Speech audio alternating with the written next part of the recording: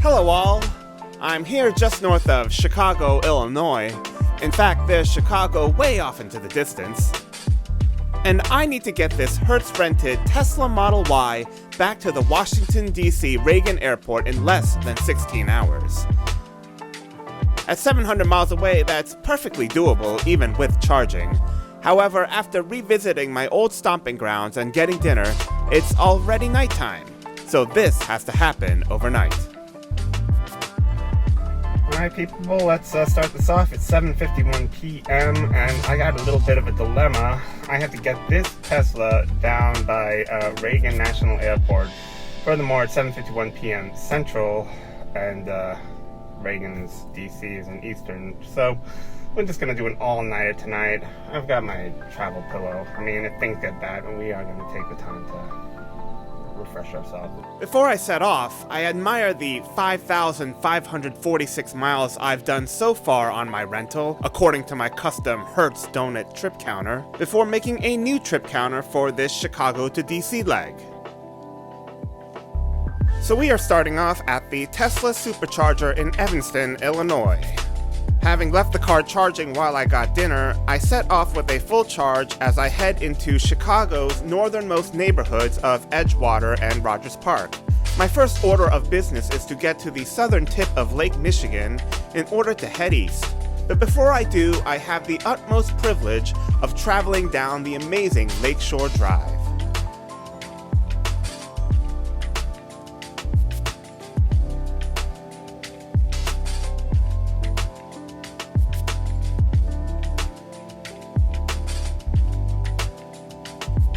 I savor it and drive slow as I pass the Drake Hotel and then the Navy Pier. If I had one complaint about the Lakeshore Drive, it's that it's too short, at I think just 15 miles. Now, unfortunately, I have to drive this confusing mess of exits spaced very closely together. I think this is the Dan Ryan or the Chicago Skyway. In all fairness, as long as you go wherever it says Indiana, you should be good. Not to brag, but I did this all once without GPS. Not even with printed MapQuest directions. Just a map and compass, baby. I know this will all be over though once we see signs for the Indiana Toll Road, which will, by the way, be one of many toll roads on this journey. Before we get there though, we cross the Chicago Skyway Toll Bridge. With toll in the name, I guess the state of Illinois wanted to make sure our toll-paying muscles were warmed up, nice and limber for the onslaught of tolls to come. After the bridge, but before the Indiana Toll Road, there's this long and bumpy construction zone, which honestly gets me pretty irritable. What the fuck are all these numbers? After finally getting into Indiana, we get to more construction, which also gets me pretty angry. What the fuck? You want me to pay money for that bullshit? What the fuck? Anyways, we finally get onto the Indiana Toll Road to head east towards our first charging stop in Howe, Indiana, still a couple hours away. As you notice, things are nice and smooth as this is the paid roadway. Let the plebes use the free tier I-70 instead. But yeah, I'm noticing something about a nighttime video. There's not a whole lot to look at. Oh wait, there's this Amazon warehouse. So yeah, I thought to pass the time, I would take a more chill approach. So welcome to Tesla Overnight Road Trip Smooth the Jazz Edition. So welcome in. For this video, I think I'm gonna keep things more casual. In fact, I'm gonna do this without a script, which honestly scares the hell out of me. But I'll go over my Tesla rental experience and give my thoughts on traveling in America, having now visited 41 states out of the available 50. I'll also do some rankings to, milk that YouTube algorithm. So I think I'll start with the Tesla rental experience. Now, I feel if you're gonna go to Hertz and rent a Tesla, you kind of know what you're doing. It's not like you can pick a vehicle class and just get assigned a Tesla. It doesn't work that way. You have to be looking for a Tesla, and Hertz does give you a couple emails to familiarize yourself with the experience. I honestly didn't look at the email, so I can't gauge on how helpful that was. Getting the Tesla was just fine. I honestly had never rented with Hertz before, so I don't want to ramble on about it. It was honestly fine. It was just like any other rental car experience. The car had like 80 to 90% charge. Okay, so cruising along northern Indiana, and I'm about to get to my first stop. Not to charge, since this is a 160-mile leg, which means I have a while till I need to charge. But I think I need to pee or get a juice or something. I noticed there are Tesla chargers here, actually. I mean, I could figure out exactly what chargers these are, but no, I'm not going to do that. Remember, this is a casual video, which means no unnecessary research. So yeah, but I'm back on the road after a little while, and finally get to my first charging stop in Howe, Indiana.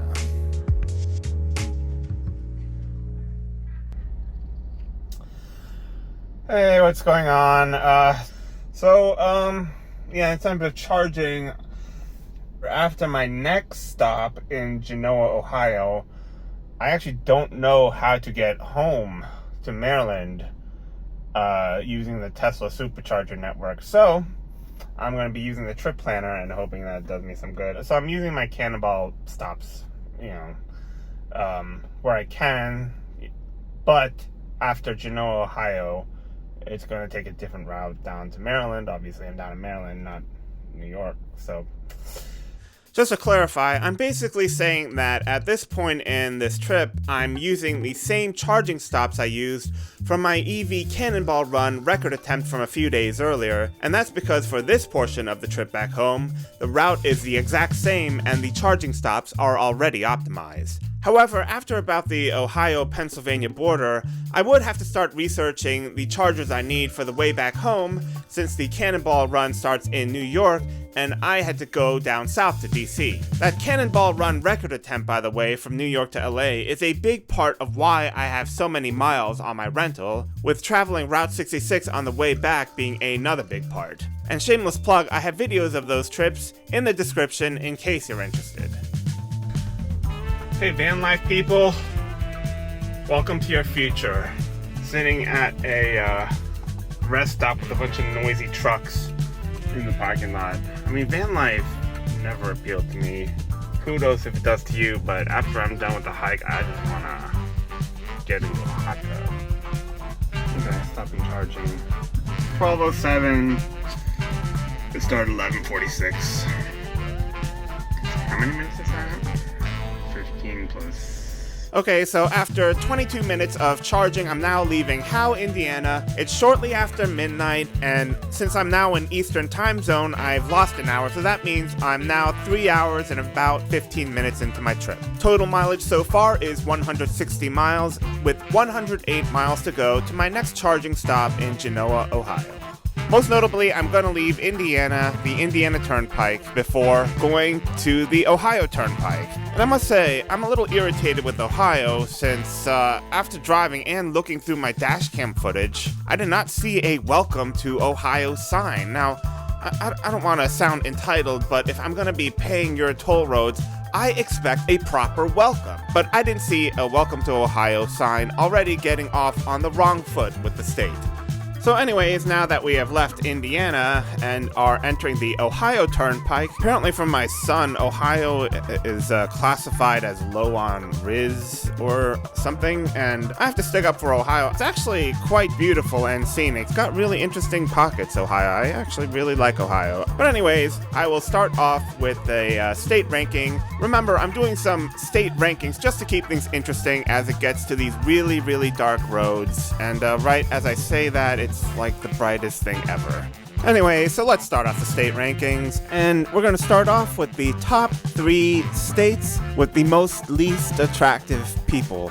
There's got to be a better way to say this. Let's say top 3 least attractive states. There. And I don't want to start this off negatively. I actually don't go out looking for this stuff, but it's only really been in 3 states, which is why this is a top 3, where I've looked around and I thought, damn, apparently going to the gym is not a popular activity around here. And the reason I wanted to start off with this list is because we just left the state holding place number 3 with Indiana. Sorry, Indiana. I mean, I personally know of some very attractive people from Indiana, but they were really from border towns, bordering Kentucky, which is a state with high attractiveness in people, and also from the Chicago metro area that kind of extends into northwestern Indiana, that sliver, with Lake Michigan. Let me use my AI credits and let's see what ChatGPT thinks of Indianapolis residents, and these people are way too attractive. Okay, hold on. These people are too attractive, make them less attractive, and it's the exact same except this guy has a sweatband. I mean, I guess that's not very fashionable. And this happy-go-lucky family man has now turned into a mean-looking version of Seal. You are not getting a kiss from a rose from him, that's for sure. But in the interior, I have to say, I think people are eating a little bit too much White Castle. Maybe they need a little skin routine. Yeah, it wasn't a feast for the eyes. Let's put it that way. Okay, let's move on. Holding place number 2 is Tennessee. You're the only 10 I see. It's probably said a lot in Tennessee because there aren't a whole lot of 10s out there. I only ever traveled to the Appalachian region of Tennessee, but let's be honest, a lot of Tennessee is Appalachia. I know of attractive people from Nashville. I've never been there though, and I want to keep this ranking scientifically accurate. So yeah, in Tennessee, it's your usual suspects. Obesity, a lot of it, but I have to say obesity is a nationwide problem, and at least in other states they have the wherewithal to carry around their extra pounds on their own 2 feet. In Tennessee, they just seem to have given up. It's the highest usage of mobility scooters I've ever seen. They were everywhere in Tennessee, like nothing I've ever seen before. It was kind of shocking, and I get it, in mountain towns it's hard to move around, but it is beautiful there. There's no shortage of beautiful places to have a walk. Okay, so moving on, the number 1 state with the most least attractive people, or the top unattractive state. I love the place. I think it has a great vibe, but Wisconsin. Apparently, the food pyramid never made its way to Wisconsin because they don't seem to know of any other food groups besides dairy. I'm sorry, but it's just a lot of, obesity, but a lot more of it. A little bit of salad consumption never hurt anybody. A little bit of roughage to at least get that dairy, moving nicely along your GI tract. Madison, I have to say, is very nice. Madison, very nice. You don't have that same problem. Okay, finally, there's something to look at. And I guess this is the city of, oh wait, it's just a service plaza. Never mind. That's actually a thing with this route. You don't really pass through the cities. You pass by the cities, but you pass by them with a healthy distance. Right now, we're probably passing by Toledo, Ohio. But yeah, there is not a whole lot to look at. And as you can see, I'm just cruising along at a pretty healthy speed. I love driving in the nighttime because of how fast and efficiently you can go. And after not a very long amount of time, I am at my second charging stop in Genoa, Ohio.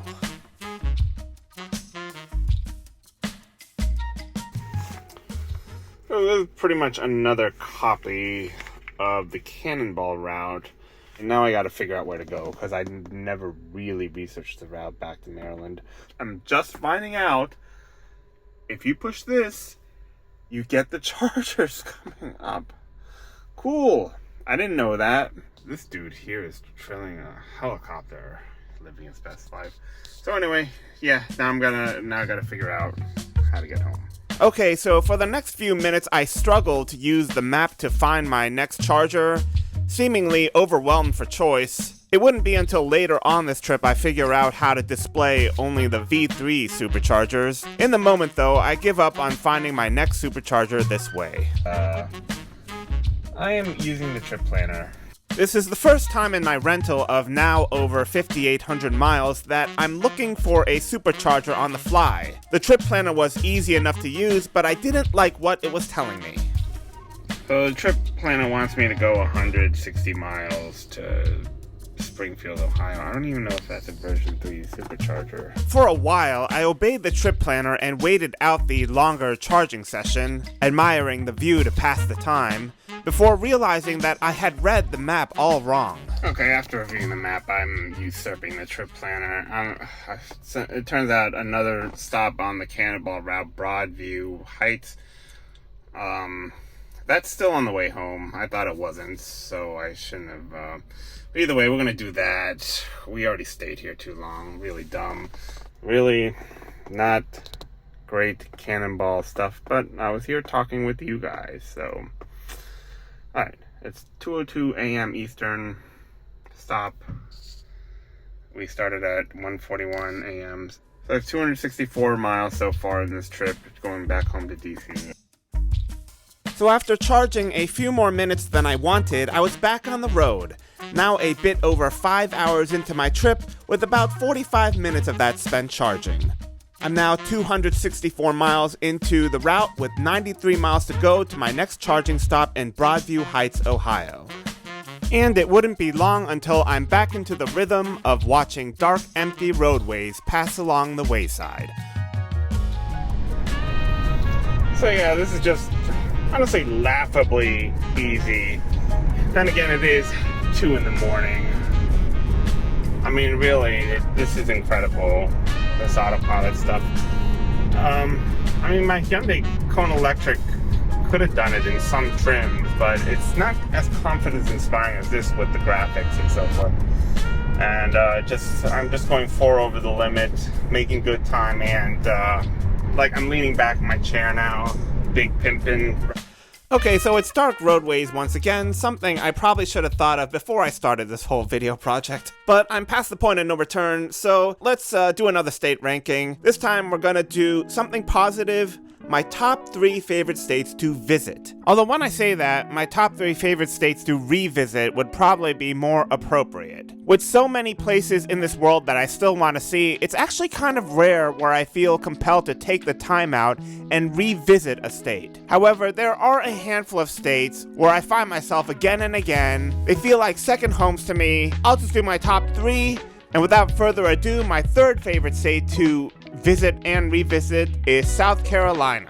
Now, where I live, if you walk around without a shirt on, there's a good chance you're getting the police called on you. Something like, I'm worried about this guy's mental health, but more like, I want this crazy guy out of my neighborhood. However, in South Carolina, that is just a way of life. That's what I like about it. I feel free and unrestricted. The cities are charming. I love the Piedmont region. In the beach towns, it's far enough south that the water is actually warm, and where southern hospitality is a thing. I'll admit, I love the little ego boost whenever a service worker calls me sweetie or honey, and it's far enough north where there's not dangerous wildlife like alligators or Florida man. Okay, so moving on, my second favorite state to visit and revisit is New Hampshire. Now, I've been to a lot of hiking and backpacking locations, but no location keeps me coming back again and again. I guess I'm a glutton for punishment because, in my opinion, this is some of the most challenging hiking on the East Coast. But no worries, your effort does get paid off with world-class views. Unlike hiking in the West, I don't get altitude-related headaches. But yeah, if I'm getting too stressed with my normal suburban life, I walk the mountain ridges of New Hampshire. I think there is no better cure. Okay, now, my absolute favorite state to visit and revisit is none other than New Mexico. I don't know why, but a favorite activity of mine is feeling like I'm the only person left in the world. And nowhere else in America do I get this feeling more than New Mexico. I absolutely love being able to drive for miles and miles and see absolutely no one. Furthermore, when it is time to stop, there's a good chance there's something interesting in town. There's blue holes, there's hot springs, there's white sand deserts, you can hunt down them aliens in Roswell, and the list goes on and on. I absolutely love New Mexico, my absolute favorite state to visit and revisit. Anyways, back to the trip. With autopilot doing much of the heavy lifting, I eventually figure out the Tesla nav and now have a good idea of where to go and which chargers to use, and soon enough I arrive in Broadview Heights, Ohio, where it's a mad dash to get a lot of things done in a short amount of time since I was coming in with extra charge. One thing that's both a blessing and a curse is that this takes so quickly to charge, so let's stop charging now. And I was at 3:22 a.m., 18 minutes. And I really did everything I wanted to do in a hurry. To brush my teeth, I cleaned the windshield, cleaned out the car a little. But yeah, in 18 minutes, it's like I'm rushing to get stuff done. I have to remind myself, I'm not cannonballing this. I can take my time. So anyway, we're now here in Broadview Heights, Broadview Heights, Ohio. And 357 miles in.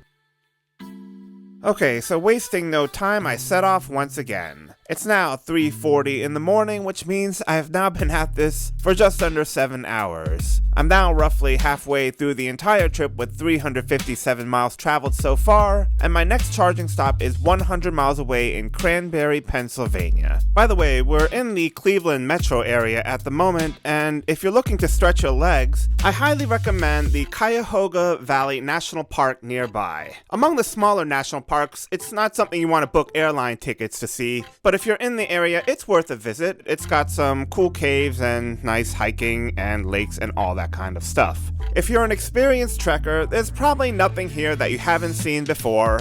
That being said, it is a nice little excursion and gentle reminder that there are interesting things in between those exit signs on these long road trips.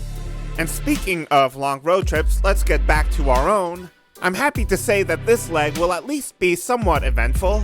Shortly after leaving the Cleveland area, we are getting off of I-80 for the first time since the state of Illinois, in order to use I-76 going to Pittsburgh. Continuing on I-80, by the way, will eventually take you towards New York City. On the way to DC, though, it's still a little ways to the Pennsylvania state border.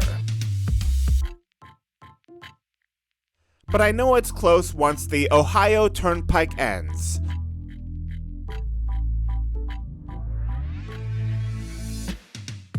Shortly after, I enter the state of Pennsylvania, this time properly welcomed with a sign. Alright, just rolled into Pennsylvania. First stop is Cranberry Township. So yeah, that estimated state of charge was up to 20-something, but I decided that my butt needed to be warm. So yeah, as I get into Pennsylvania, the weather was getting noticeably colder, and I was starting to feel pretty tired. By the way, if you thought Pennsylvania is going to let you drive these roads for free, think again. Not only does Pennsylvania have its own turnpike, most of the time this is the most expensive toll road per mile in the entire country. Sorry, I thought I'd get out my phone. This is the most exciting thing that has happened for a while. It's a lane shift. They've been broadcasting this for the last 3 miles, but it's almost coming up. It's the most exciting thing that's happened in a while, this lane shift. My God, when is it gonna happen? Come on. Been talking about it. Been building it up for so long. Come on, where's the lane shift? I don't even know what a lane shift is. Oh, is that it? Okay. So this is something that Indiana would have done without really notifying anyone.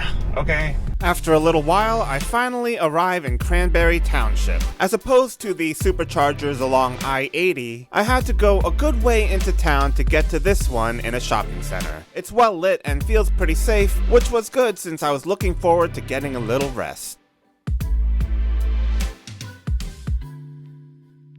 Hey, what's up?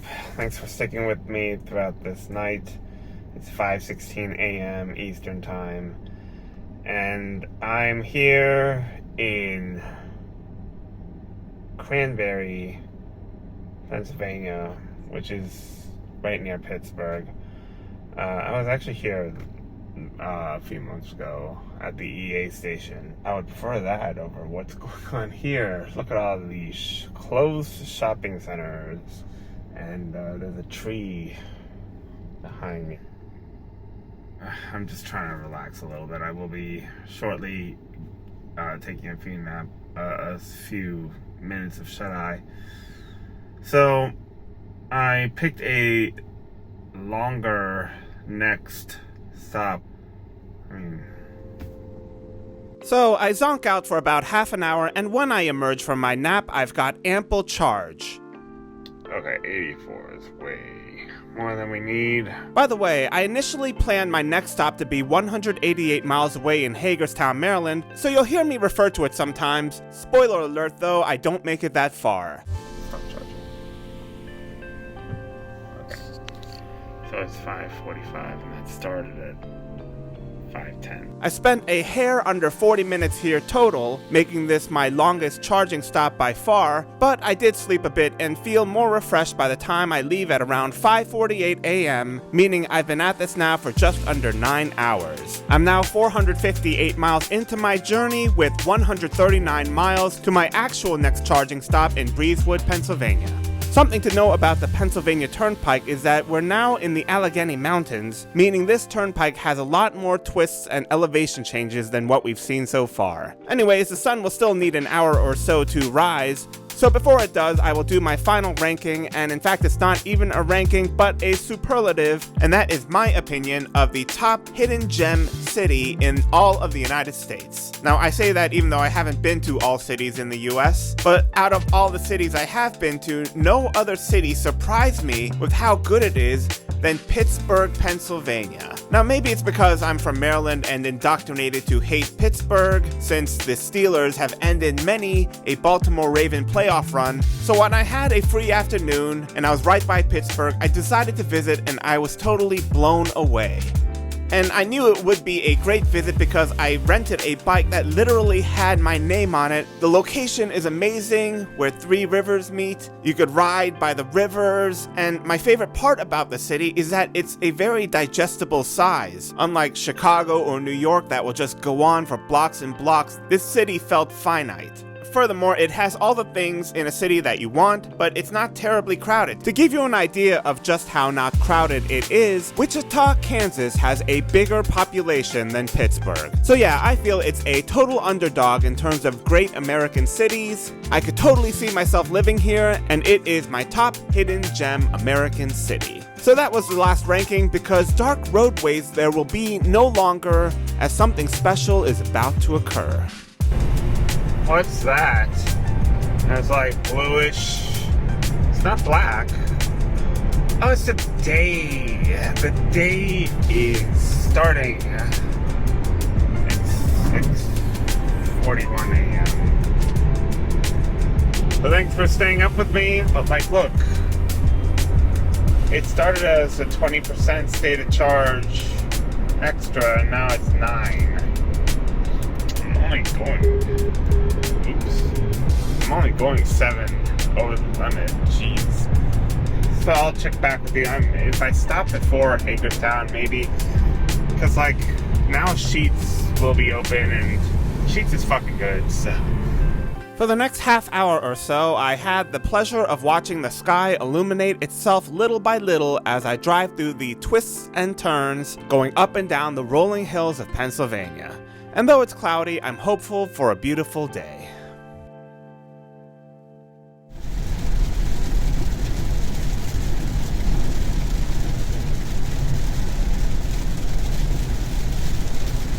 So by this point, Breezewood, Pennsylvania is entered into the Tesla's navigation. With my refusal to slow down hurting efficiency and the rain causing more resistance, I wasn't making it to Maryland on this charge. Luckily, the rain would let up a little by the time I got into Breezewood.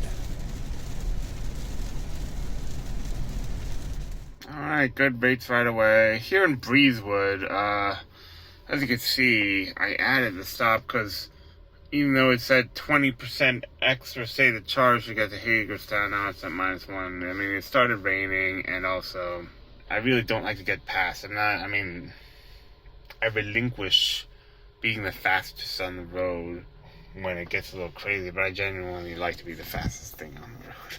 It's 7:53 a.m. Now I actually have to start using some brain cells, as, now there are a lot more drivers on the road.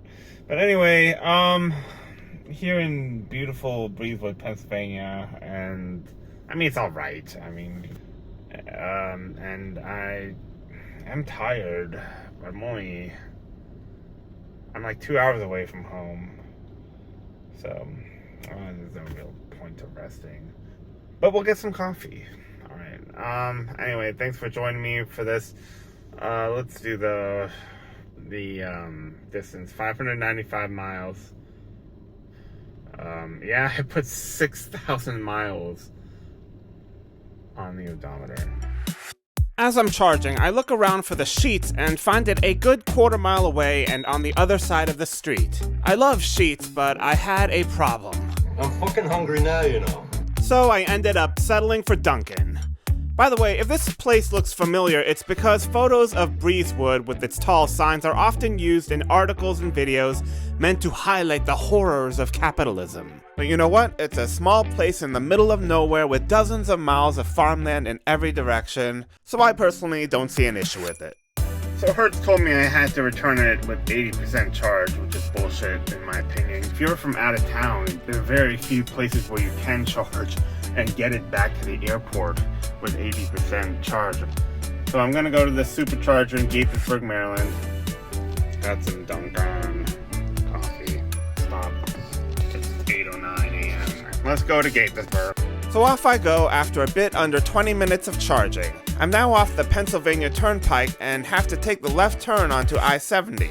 This turn, by the way, is kind of why Breezewood is the way that it is. With the large volume of cars forced to slow down and turn, all these businesses popped up and they were all vying for your attention.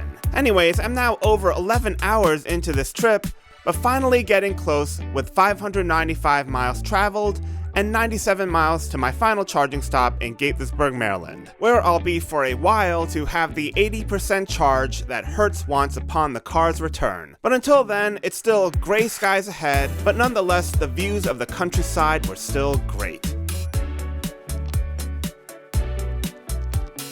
The rain does start to pick up once again though as I finish the short stretch of Pennsylvania that I had left before I enter Maryland.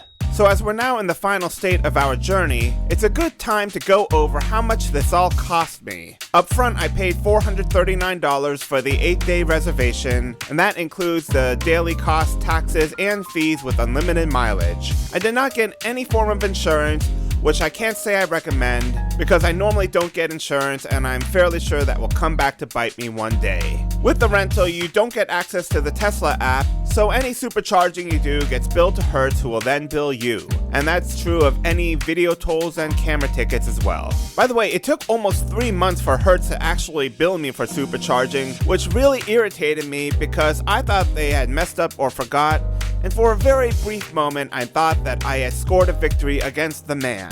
However, that was not to be. So I traveled 6,284 miles, as you could gather from the video title, and most of it was powered by Tesla superchargers. I think a little bit of level 1 charging at my house and then one full charge from a hotel's level 2 charger were the only exceptions. So all told, the cost was $697 for the supercharging, but please keep in mind that roughly 45% of that was a Cannonball Run record attempt, so as you could imagine, that was some very inefficient driving. I was extremely impressed, by the way, with the supercharger network because it just works every single time. There was exactly one supercharger in Kingman, Arizona where it had issues, and with that it was just slow. So we just waited longer than we wanted to. Not only is the network reliable, it's also available. For my entire trip, I did not have to wait for a supercharger a single time, although on exactly 3 occasions I took the very last available space. And finally, about 4 months after the trip, Hertz let me know that the great state of Iowa caught me on a speed camera on I-80 on the bridge from Illinois, and that set me back another $90. So the total paid to Hertz was $1,226. Anyways, back to the trip. We're going to be switching interstates once again from I-70 to I-270, but before we do, I decide to stop at my favorite rest stop. Yep, here in South Mountain. Okay, I'm a little tired. I am gonna get just literally like 20 minutes of shut eye. Will try the camp mode.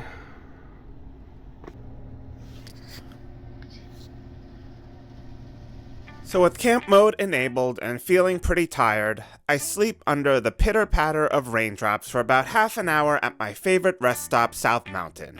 And the reason it's my favorite is because it's just outside the furthest reaches of the DC metro area and provides a last chance to catch my breath before diving into normal life once again. And maybe it's for this reason I just hang out here for another 15 minutes or so after waking up, I guess just trying to delay the inevitable conclusion of this amazing trip across the country and back. But I then figured there would be plenty of time to wax nostalgic later and just got on with it.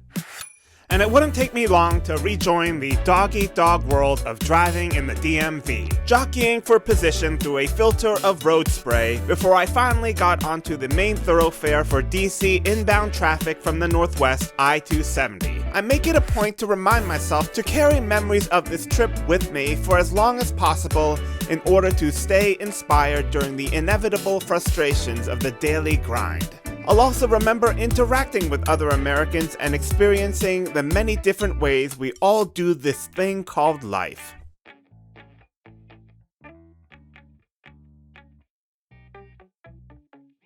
So having already started the process of mentally unpacking, packing my actual stuff was top of mind when I pulled into Gaithersburg. And as I removed my mounts and gathered all my loose items, I realized I would really miss the Tesla as it was a great traveling companion. Hey all, so I made it to Gaithersburg, my final stop, which is a Royal Farms. It's the closest supercharger to me that's convenient. We'll do final stats, 692 miles. From Chicago to DC on the Hertz donut counter. The total mileage on the rental, it's 6,239 miles. Wow, 2,026 kilowatt hours consumed with 325 watt hours per mile average consumption. So yeah, that was a good trip. It's time to go home soon. Okay, 10:55 a.m. Wow, 32 minutes. Nuts. We'll try to do as best as we can, but it's probably gonna get to National Airport with like 70. All right, that's gonna do it for me. Thank you very much for watching. That ends the road trip series, and not sure what's coming for the future, but I'm sure something good. So, after finishing up in Gaithersburg around 10:55 a.m., it's another 27 miles to Reagan National Airport. I, however, need to drop a bunch of stuff off at my house, so my distance will be further. I do eventually get to Reagan around 12:15, 45 minutes before the car was due.